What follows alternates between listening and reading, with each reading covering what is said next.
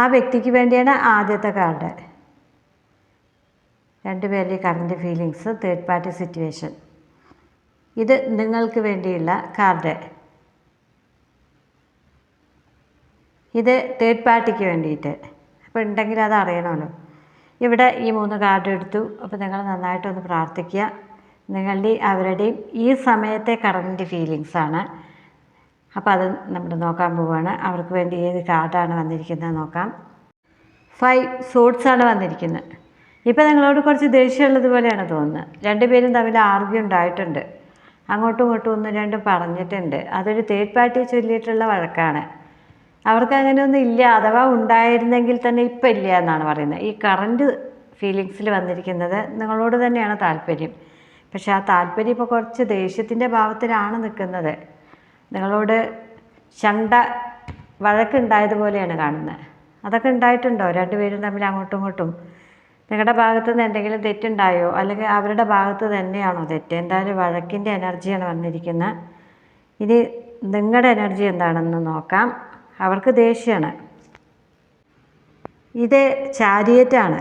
അപ്പോൾ നിങ്ങളിങ്ങനെ അവരുമായിട്ട് ഒന്നാവാൻ കാത്തിരിക്കുകയാണ്. നിങ്ങൾക്ക് ആ കുറ്റബോധമുണ്ട്, വഴക്കിട്ടതിൻ്റെ കുറ്റബോധമുണ്ട്. പക്ഷേ ഓപ്പോസിറ്റ് മൈൻഡാണ്. ഇപ്പം നിങ്ങൾക്ക് സ്നേഹമാണെങ്കിൽ അവർക്ക് ദേഷ്യമാണ്.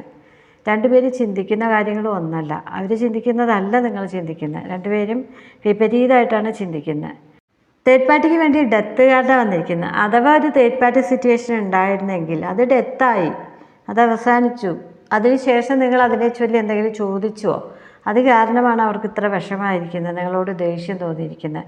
നിങ്ങൾക്ക് വേണ്ടിയായിരിക്കും ആ തേർഡ് പാർട്ടി സിറ്റുവേഷൻ ആ വ്യക്തി കളഞ്ഞിട്ടുണ്ടാവുക, ഒഴിവാക്കിയ പോലെയാണ് കാണുന്നത്. അത് ഡെത്തായി.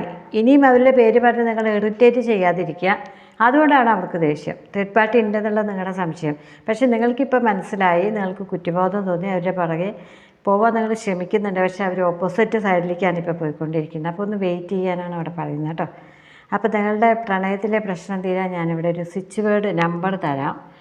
അപ്പോൾ അത് നിങ്ങളുടെ തലയണയ്ക്കിടയിൽ ഒരു കടലാസിൽ എഴുതിയിട്ട് വയ്ക്കുക.